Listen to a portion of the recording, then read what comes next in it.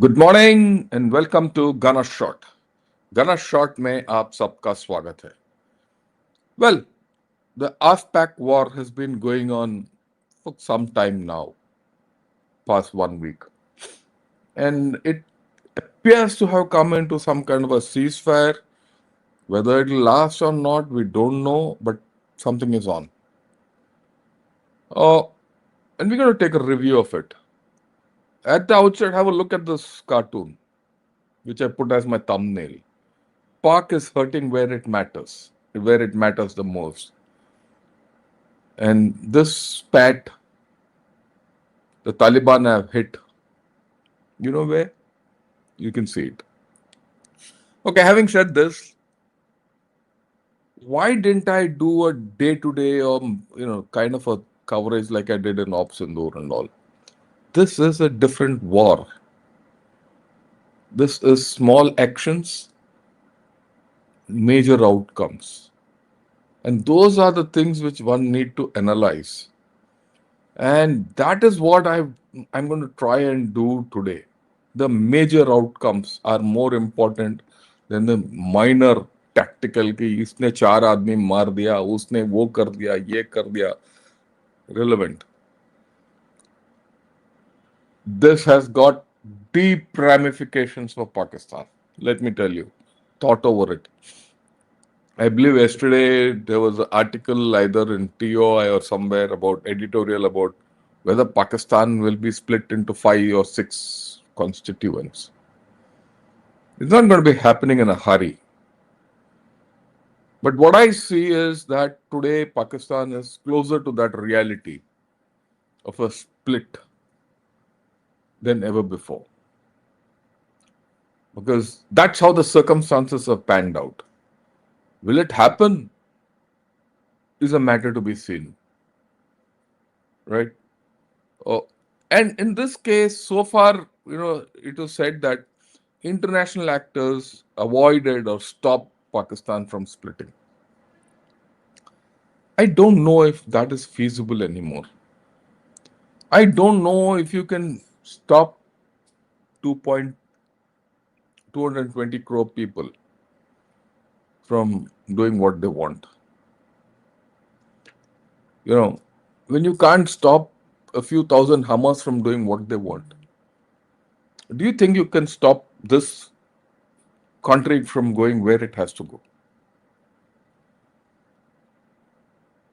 Just as their politics are not stoppable the way they're heading, the military is not stoppable into where the direction which it is heading. A pattern is emerging. We'll have to see. And I think this war signifies and underlines that pattern. We have to understand that. And that is my aim today. To let you know the broad pattern of this AF-PAK war. And this AF-PAK war didn't start now. It got triggered now. The, the problem actually started in 1947. And I'm going to go from there soon and explain things and where this will go. And this is something which many have not understood. Look, when did this start? This current round? The TTP attack on Orakzai, where 11 Pakistani soldiers, including 2 officers, were, martyred, killed. After all, those chaps were just doing their job. Okay. And pity, but it happened. And even after that, something happened. Even before that, many have happened. And we have to remember that in this year, Pakistan has had the highest level of terror and violence in its land. Freedom fighting, terror, rebel, whatever you call it. Already till September, what the details are available, and we are into halfway into October. The violence levels have crossed 2024 levels far back, and probably highest going back to the times of that Lal Masjid attack times. Things are bad. Add to that, the Taliban foreign minister, his trip to India. Actually, it infuriated Pakistan into indiscretion. Both these, it's a combined effect. And hence the problem.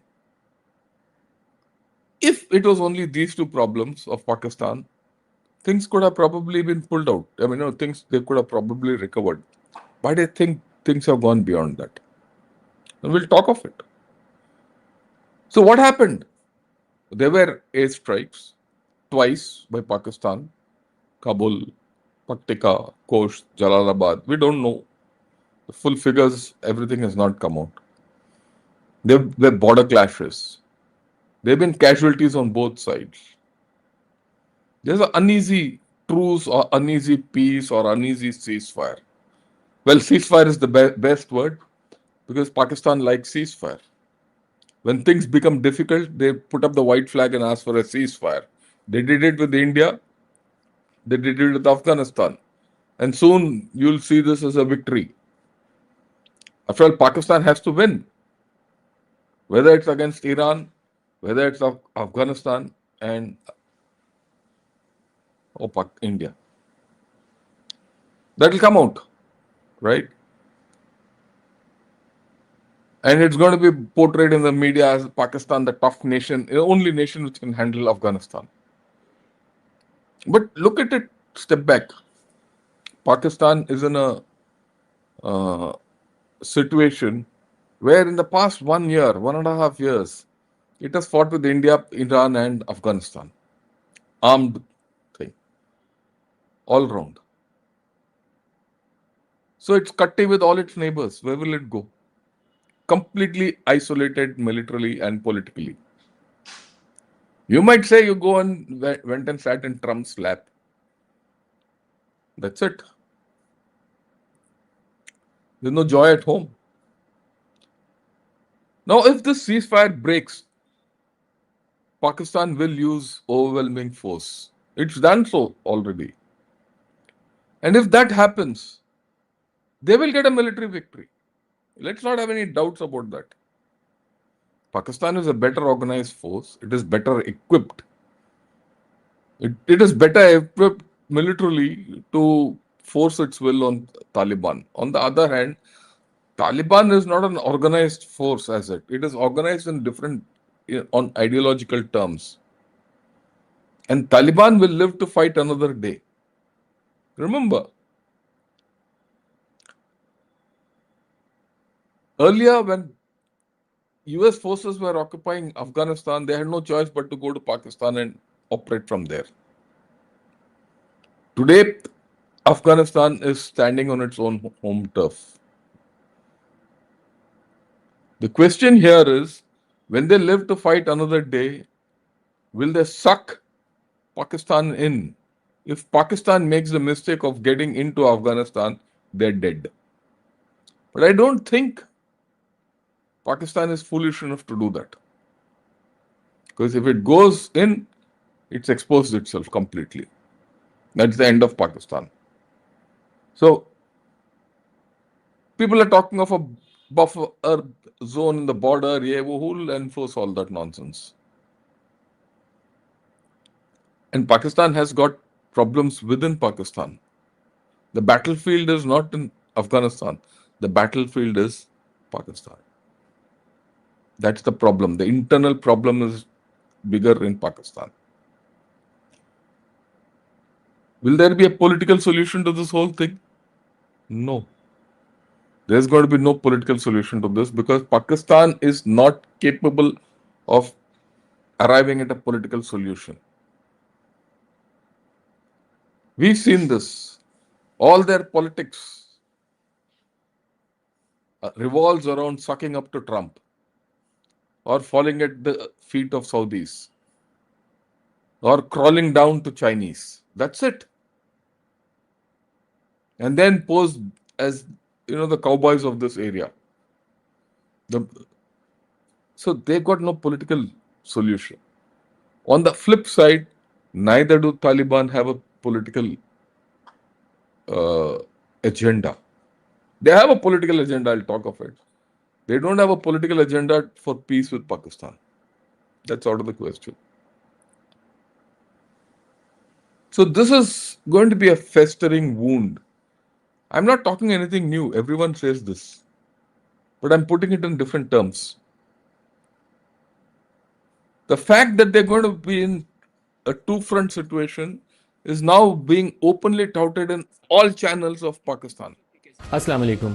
Pakistan को इस वक्त एक ऐसी सूरत हाल का सामना है कि एक तरफ तो हमारा अज़ली दुश्मन है जो बॉर्डर के ऊपर, उसकी दूसरी तरफ वो नारे रोज़ मारता है कि हमने सिंदूर ऑपरेशन जो है उसको भी जारी रखा है और उसका फ़ेज़ 2 आने वाला है। तो वो जंग जो है आप किसी वक्त भी उसको रूल आउट नहीं कर सकते कि ईस्टर्न बॉर्डर पर कब सूरत हाल ख़राब होगी। लेकिन इस वक्त पाकिस्तान की तारीख में एक अजीबोगरीब फिनोमेना है कि हमारे वेस्टर्न बॉर्डर पर इस वक्त जंगी कैफियत है और बॉर्डर के ऊपर सरहद के उस पार से हमले होते हैं जिसका जवाब फिर पाकिस्तानी फ़ौज दे रही है। उसमें दोनों तरफ से जानी नुकसान भी है और पाकिस्तानी फ़ौज का जब जवाब जाएगा तो दूसरी तरफ से स्ट्रॉन्ग किस्म का पाकिस्तान का जब जवाब जाता है तो उनके टैंक तबाह हो रहे हैं, बख्तरबंद गाड़ियाँ तबाह हो रही हैं, उनके लोग मारे जा रहे हैं, लेकिन पाकिस्तानी फ़ौजियों की शहादत भी उसके अंदर हुई है। तो ये टू फ्रंट वॉर जो है ये पाकिस्तान की तारीख में एक नया वाक़या है जिसके लिए पाकिस्तानी हुकूमत को भी और फ़ौज को भी दोनों को मिल के एक ऐसी हिकमत अमली के ऊपर काम करना है कि पाकिस्तान के दिफा को मजबूत, तवाना और नाकाबिल तस्खीर बनाया जा सके और कोई पाकिस्तान की तरफ So आंख उठा they're के ना talking देख of a सके। two-front war, and now they're very clear that this two-front war will persist.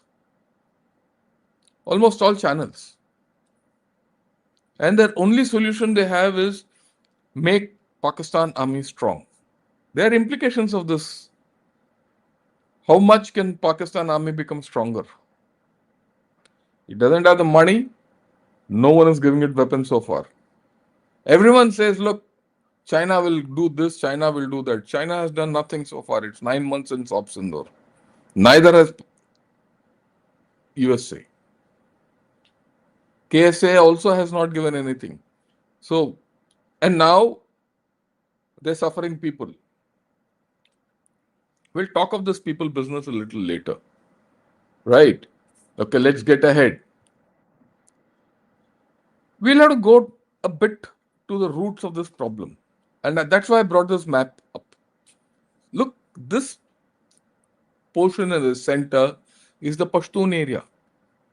The Pashtun area, which was divided by the Durand line, the red one in the center. Pashtuns either side have never regarded this as a boundary. They're just reinforcing it. When it suits the Pashtuns, they're together. When it politically suits the Pashtuns, Afghan Taliban is separate and the Tehrik-e-Taliban Pakistan is different. Look at it from the Afghan point of view. This area south of Durand line is a ledge of their country into Pakistan. This is an overlap. And this overlap can't be wished away. And this overlap has a lot of fractures. And that is getting compounded day by day. And after this event, the compounding is huge. We already know that there are two chief ministers in this, Khyber Pakhtunkhwa area. That's no political solution, it's political harakiri. And Pakistan is allowing that or got itself into a situation of that kind.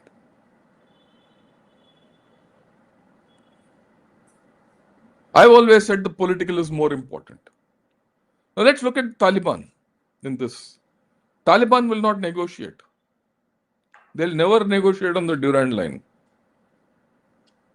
Okay? They'll never let go of their support of BLA, TTP, or ETIM. I'm going to talk of ETIM a bit. That is the Taliban way. Ambiguity, elusive, hardline. Why ETIM? ETIM keeps China on the hop.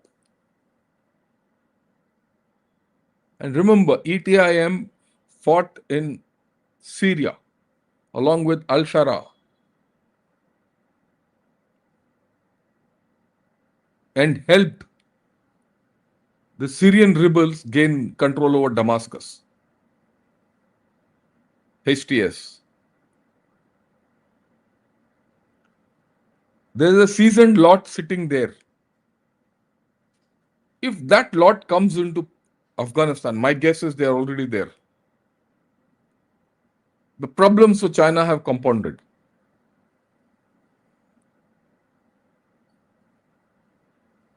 And the Afghan Taliban are not bothered about the whole thing. They let this.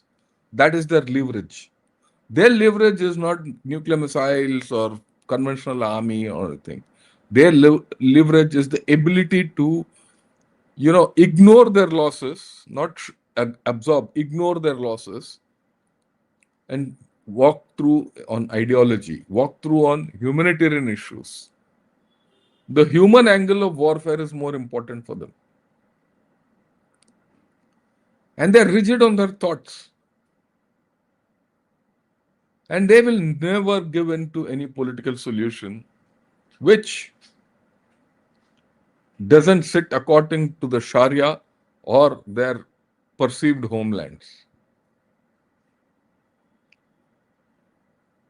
But having said that, after 4 years of Taliban rule, Taliban 2.0 is now seeking recognition. It seeks legitimacy. As part of seeking legitimacy, it is also looking at, beyond their traditional partners, China, Pakistan, Russia, USA. In fact, they're more today more leaning towards Russia. And now they're outreach to India. And we have to understand this phenomenon. Look, you have to understand what Taliban are up to, because what Taliban does tomorrow will dictate what happens to Pakistan.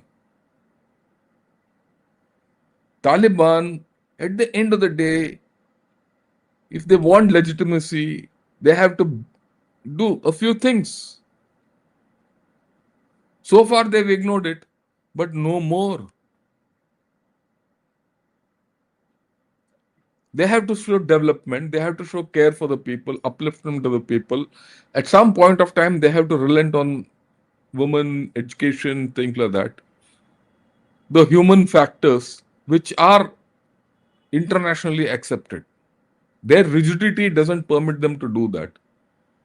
The international viewpoint will not conform to their rigidity, the Sharia, their form of Sharia. So they have to find something which can reach out to their own people. Also, remember, the Taliban last year took poppy cultivation out of Afghanistan. Now, poppy was a main source of income for the common Afghani. That's gone. If you go back in time, one of the first things with the Obama administration did was ban poppy cultivation when they went into Afghanistan. It put the people of Afghanistan into abject poverty, and their situation became even worse. And hence, they allowed poppy cultivation to come back. And when it came back with a vengeance. Now, Taliban have killed that poppy cultivation with a vengeance. And they're not going to allow anyone else to grow poppy in that area. The drug trade here has suffered a lot. As a result, the common Afghan, the common Pashtun, the common Tajik, the common Hazara, or whoever is in Afghanistan is suffering badly economically. And hence their outreach to India. They saw that their outreach to India in the earlier time gave them a lot of benefit. At that time, these fools were against whatever India was doing at the behest of ISI, because they had the sanctuary in Pakistan, whether it was in Quetta or Peshawar, the famous shuras in Quetta and Peshawar.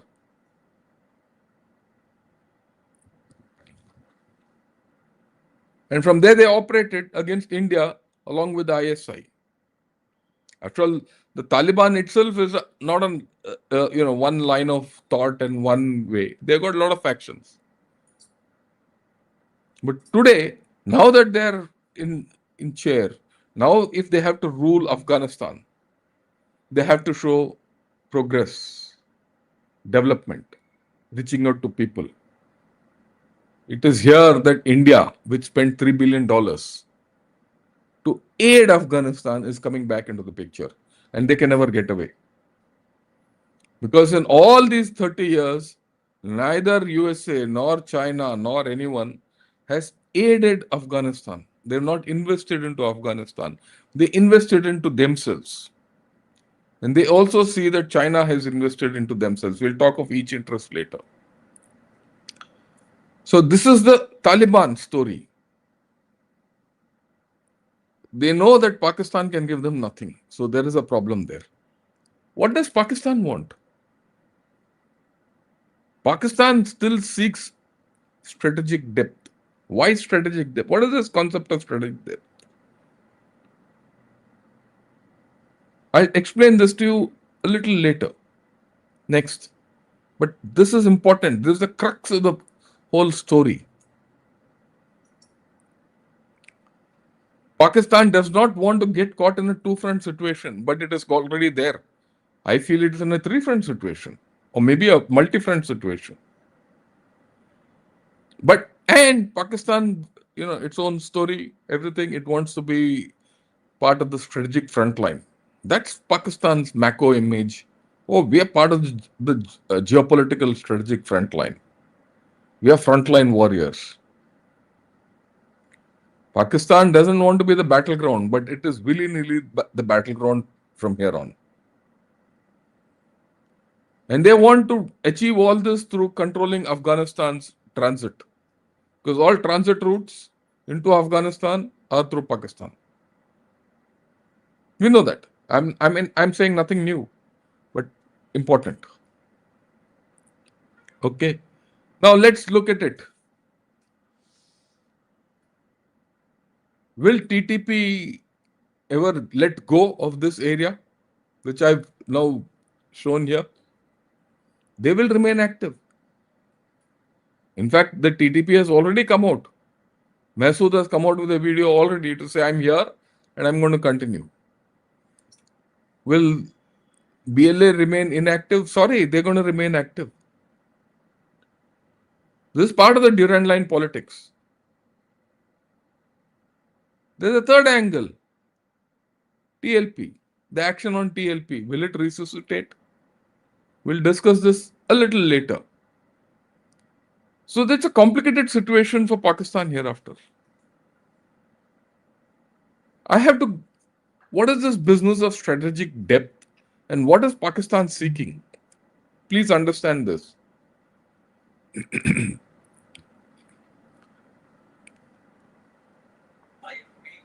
Look to the one on the right, this blue one. Pakistan on inception knew the problem of Durand line. It's not as if they didn't know. Pashtun nationalism and dispute of the Durand line was there always. Okay. And it was this reason that Jinnah, in 1947, he sent tribesmen to J&K. He diverted this nationalism towards J&K and kept it away into hardcore Pakistani issues. At that time, it was called the NFWP, Northwest Frontier Province, and then later it became FATA and all that. It was always a lawless land, but he ignored it, diverted it, and the pressure release wall was J&K. It got repeated in 65 when Ayub put them back into J&K through Op Gibraltar. Again, it got subdued. The sub-nationalism, the Pashtun nationalism got subdued. When all those failed, after 71, Ziaul Haq realized that he cannot do anything against India unless he created space for these fellows. So what did he do? He created seminaries along the Durand line. He created Mujahideen and sent them into Afghanistan. His solution was simple. Let the Pashtuns fight the Pashtuns. Send them back.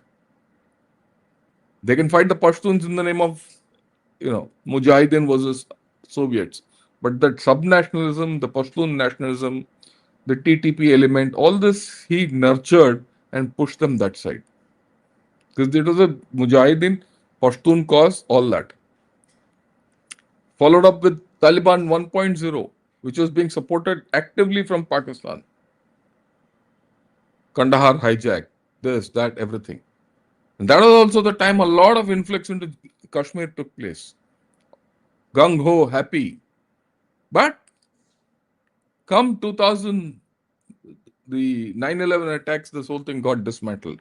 Where did they come? They came into Pakistan.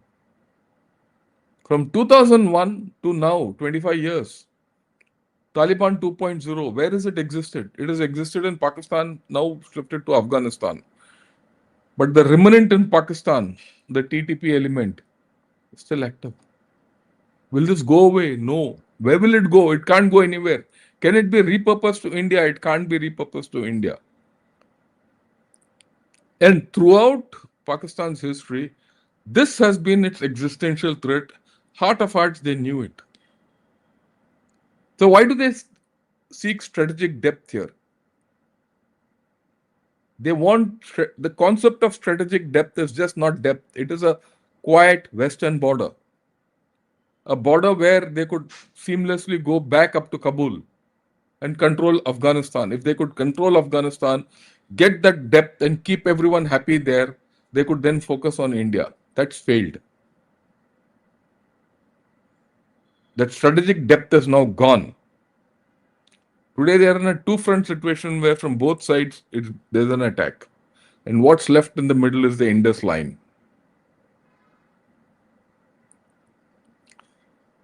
Pashtun nationalism has no place to go. Baluch sentiment will only magnify. Internal dissent will endure. TLP. I'll talk of TLP a little later.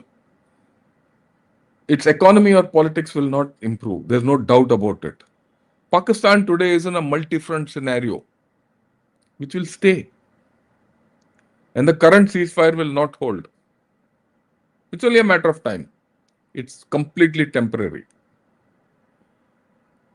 Even they know. Even this joker knows. He keeps coming every day on this thing, but let's hear him. इस वक्त आप क्या कहेंगे? इस वक्त इतनी intervention है दोस्त ममालिक की कि ये होल्ड करेगा cease fire? I have my doubts कि ये होल्ड करेगा, क्योंकि तालिबान जो है ना वो मैंने जिस तरह आपको कहा है ना कि वो इस वक्त उनके जो फैसले जो है ना वो सारे दिल्ली से स्पॉन्सर हो रहे हैं। और मुफ्ती साहब एक हफ्ता वहां पे बैठे रहे हैं, अब वापस आ गए हैं, क्या प्लान लेके आए हैं। तो मेरा ख्याल है कि ये इस वक्त काबुल जो है वो दिल्ली की प्रॉक्सी वॉर लड़ रहा है। अब उसका उनका इन्फ्लुएंस जो है, जो हमारे कॉमन दोस्त हैं, उनके इन्फ्लुएंस को काउंटर कर सकता है या नहीं कर सकता, उससे इन्फ्लुएंस हो सकता है नहीं हो सकता, there is a question mark in it, you know, it's a bit premature कि मैं उस पर कमेंट करूं। और मगर अगर ये situation it's very clear, they are very clear that this situation will not hold, the ceasefire will not hold, and they're very clear that Taliban is, or at least in their thinking, they're very clear. Whether it's right or wrong is a different story. They're clear that TTP is a proxy of India. And it's a proxy through Afghan Taliban, who now have good equations with India. Actually speaking, this is a nightmare situation for Pakistan, which it has avoided so far. And this avoidance is from 1947. That's why I showed you the logic of what is strategic depth. They've lost that strategic depth. Right? And if you look at it from the Afghan point of view, this is interesting. The Afghans feel that Pakistan has to look internally. And let's listen to this chap. Suppose if we assume that this theory that Afghanistan and India are conspiring against Pakistan, if that would have been a reality, it means that Afghanistan is cutting its own fingers in this matter. Because if there is any kind of instability in Pakistan, how will Afghanistan have any kind of trade and commercial relations with India? Because Pakistan is in the middle. So those issues, whether it's TTP or any other militant group such as BLA in Pakistan, if they are attacking Pakistani forces, if there is any kind of security problem in Pakistan, the first and foremost priority of Pakistanis should be to address the motives and reasons of people who join those groups. Why do these groups manage to recruit Pakistanis to fight for them against Pakistan's own security forces? If that matter is not being Fact is that, there's no doubt in my mind that what people say is Pakistan needs to examine its internal issues. Let's get ahead with the whole story. Let's see what are the US interests here. What are the US interests? They want, because this whole place has got multiple interests. It's compounded. The US interests are they want entry into Afghanistan to control Central Asia. They want a foothold in Pakistan. Look, I'm now talking of AF-PAK area to counter China. And they want crypto. Trump wants crypto and minerals in Pakistan. So their interests are their own. And they're going to act as per that. What are the Chinese interests? Chinese are interested in minerals in Afghanistan. Block ETIM, which is probably their number one issue. They can't afford ETIM to get into Xinjiang. If that goes, China goes. And China also doesn't have any political, backstop against ETIM if it enters Xinjiang. And PLA is not capable. If something happens in Xinjiang, it will spread to Tibet. They want their BRI to go through Iran. And that they want to come through the Wajir Pass into Afghanistan down to Iran. They also want to retain control over PAK and CPEC. Because their investment into that whole place is hell of a lot. Actually, if you look at it, China has overextended itself into this area. And they want to prevent India's entry. What's happened with the foreign minister of the 6-day visit of the foreign minister of Taliban to India has scared the Chinese. Right? They want somehow to prevent India's entry. And this is now coming out in Chinese writings.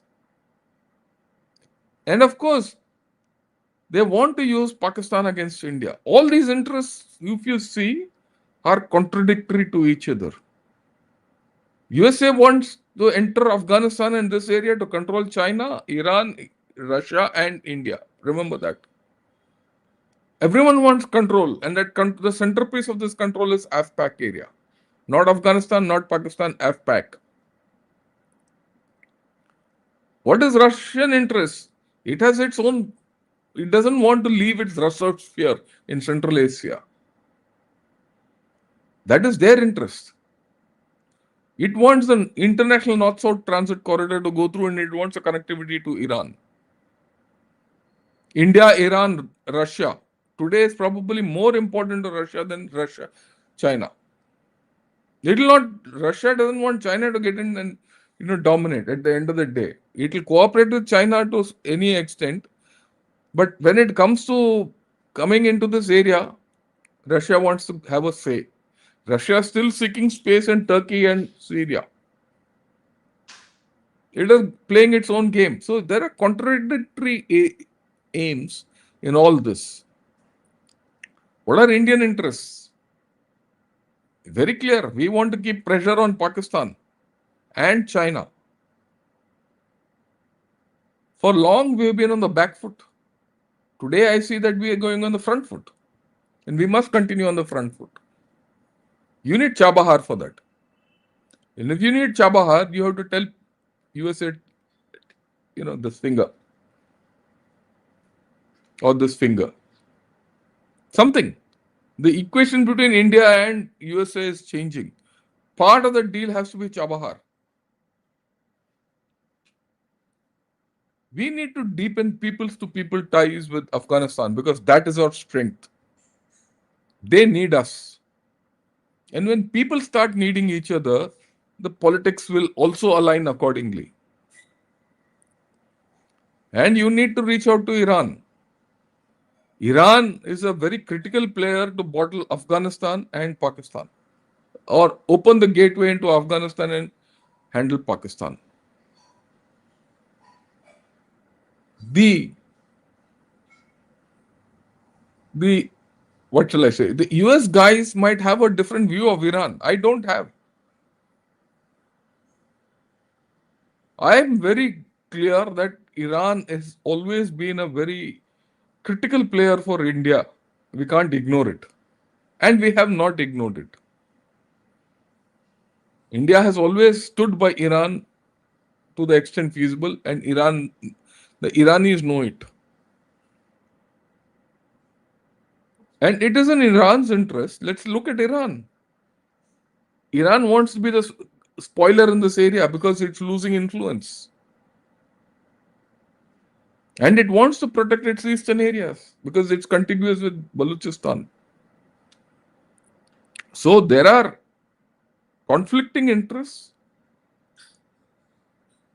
And we in India have to see which way we have to progress. Right. And this, of course, I'll not play it because I think there's no audio. Let me put it across what India has come out with. India is very clear today morning statement, right? Or yesterday evening statement it was by our External Affairs Ministry that it has pointed out that Pakistan is, playing truant there. And Pakistan still hopes to gain strategic space, use terrorists, all that.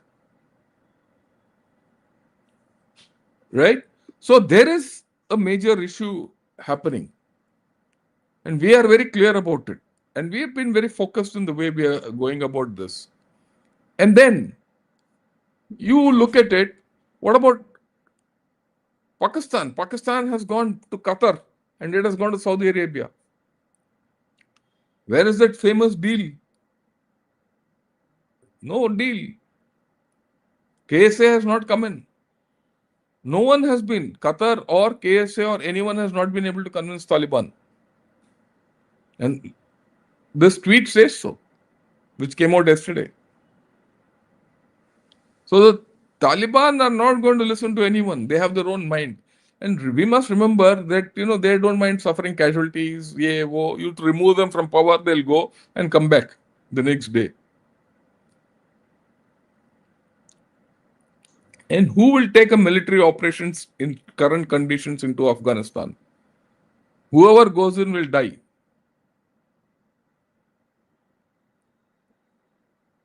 Now, there's a new complication in Pakistan which we have to be cognizant of. As of now, there's section 144.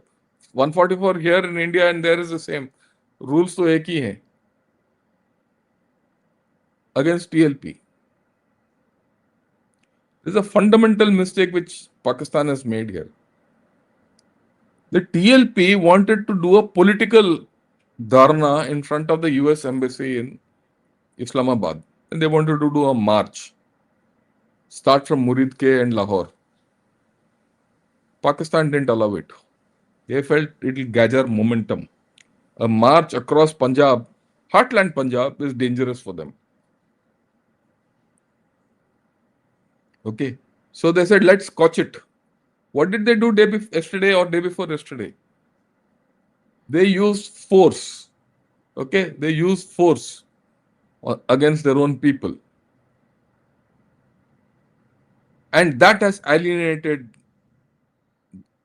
Punjabis. This clip, I'll play that clip without audio, but look at the first part of the clip actually. This is Maryam Nawaz. This is Maryam Nawaz in Punjab, in Lahore, being manhandled. There's no audio, but if you see this again, you'll see this. She's been slapped from behind and someone protected her and took her out. I don't know what happened after that. But these are great indications. Okay. They want Punjab government says that they want to ban TLP. What will be the repercussion of this? Remember, TLP is a political organization. It has got 3 million votes in the last election, and 2.5 million are from Punjab. And they are all radical elements because it's a radicalized party. And what has happened in this? If you see this video, which is available on thing, right? This is a TLP supporter, and he talks of lashein bari padi hain, dead bodies strewn all around. So what has happened is being covered up in Pakistan. The mainstream media says there are about 5 dead. I would put it about 50 dead. Even if it's 20 dead, it's a matter of number. But when this hardcore element reflects, and it is under section 144, we don't know what's happened to the leadership, whether they've been rounded up, whether they hurt, we don't know. Things are not going to be simple. This is a major complicator for Pakistan. The battleground has gone to the core of Pakistan, that is Punjab. Forget the fact that Taliban FM coming here and POK problem and Baluchistan. Those were fringes the Pakistan army could control. But what happens in Pakistan, Punjab?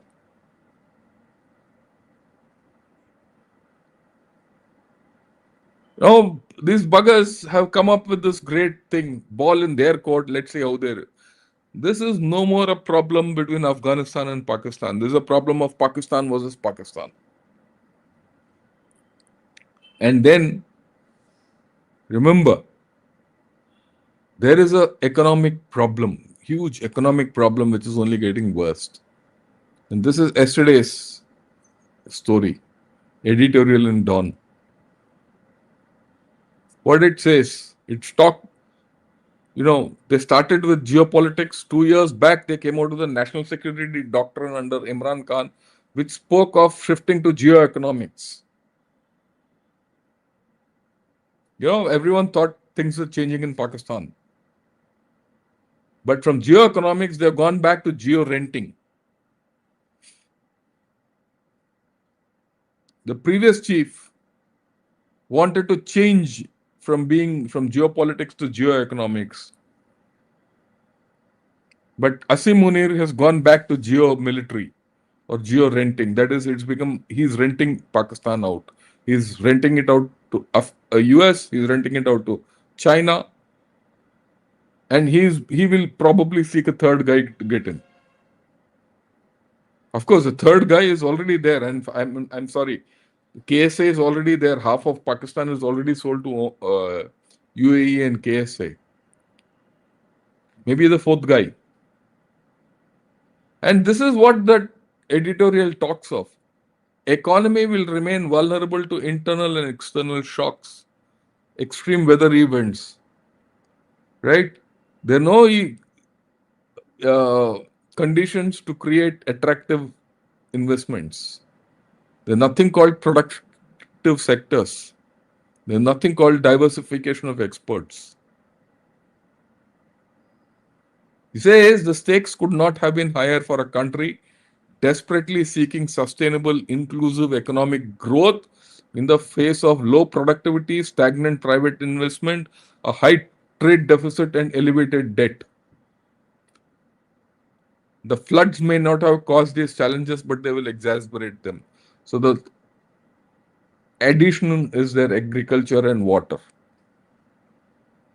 If you look at all this, slowly Pakistan is becoming ripe. It's becoming ripe for a collapse. It might not happen next 1 year, 2 years, but it has to happen. It's a process which can't be reversed. And if you look at this video, I was this is about POK, in which our defense minister said, what's the hurry in going into POK? It'll come on its own.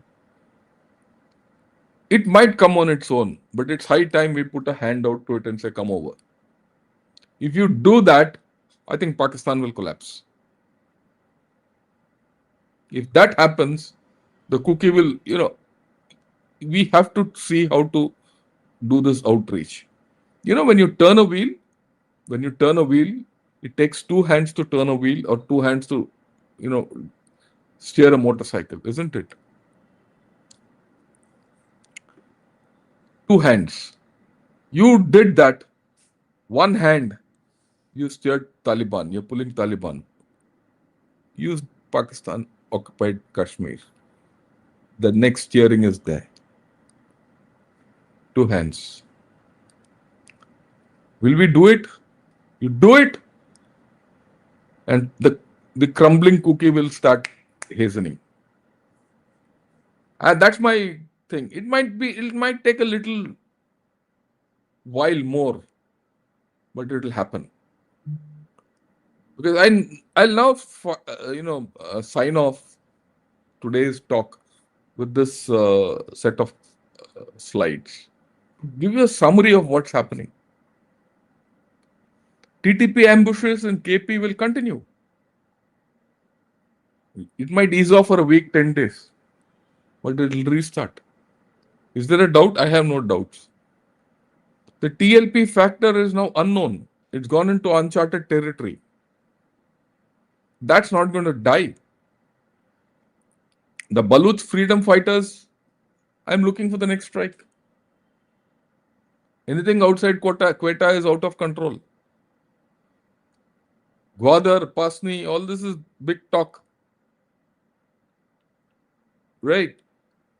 India-Taliban relations are going ahead. We're going to reopen our embassy there.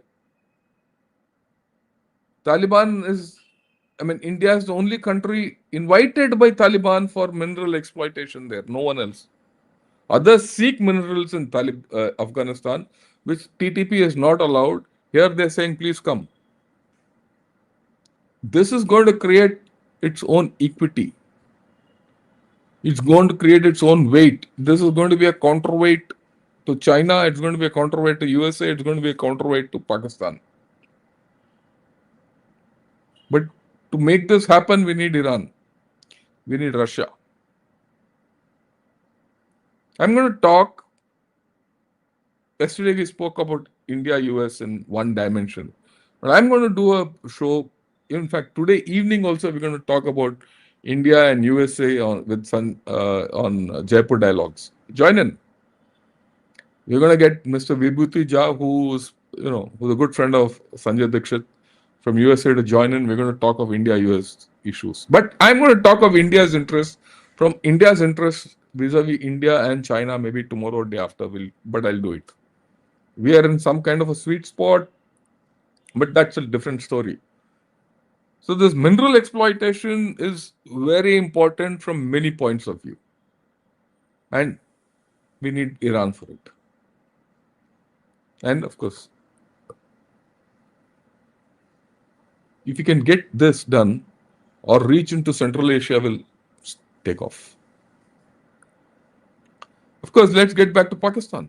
IMS is upset over, Pakistan reporting all wrong figures.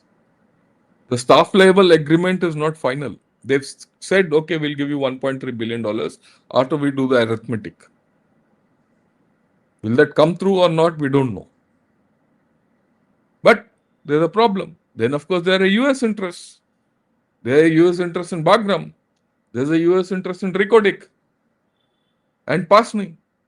Pasni has upset China. So where does Pakistan go? Then there are POK protests. Like I said, all we have to do is look at these two. Our focus has to be on POK and Afghanistan. The rest, everything, the pressure cooker situation will become even tougher. Let whatever happened to Pakistan happen. that we have to ensure that we contain the overflow, the hammer and the anvil. Op Sindur 2 is about the hammer and the anvil. And I'll talk of it next week in one of the morning shows.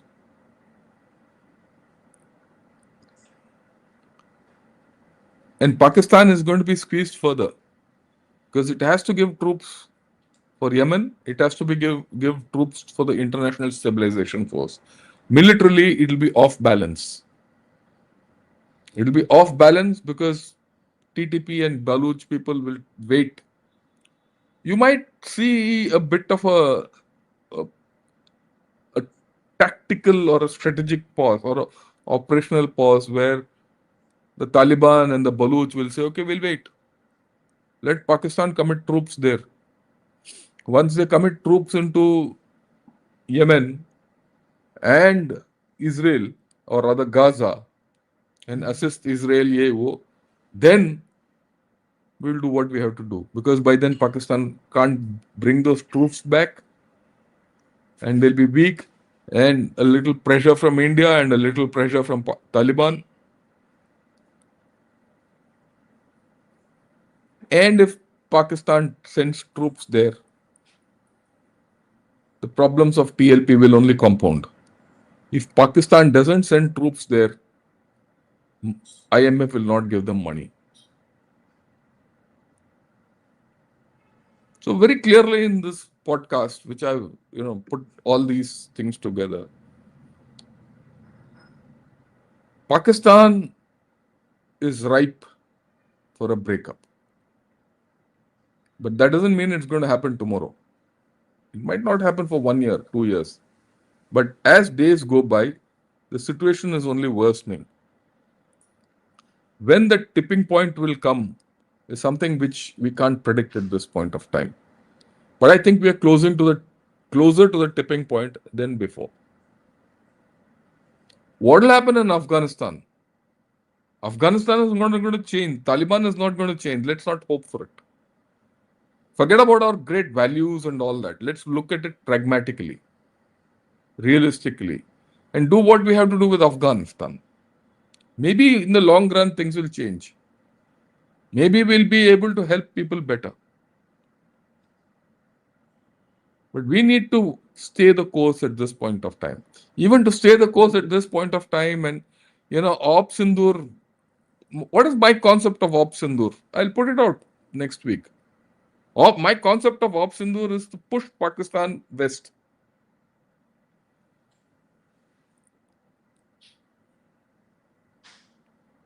Okay, and let it face the problem there. And we'll talk of it, like I said, next week. And we need to be very clear as to how we're going to handle not only the AF-PAK situation, but the regional situation and the global situation. So what we'll do is, next I'm going to talk of the global situation. We've spoken of our own AF-PAK situation.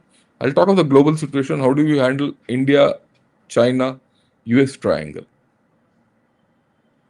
Because the metrics of that examination will be different. And then we'll see what, the Op Sindur 2. Right, with this, thank you. I'm signing off for now. Till then, have a great day and Jai Hind to all of you.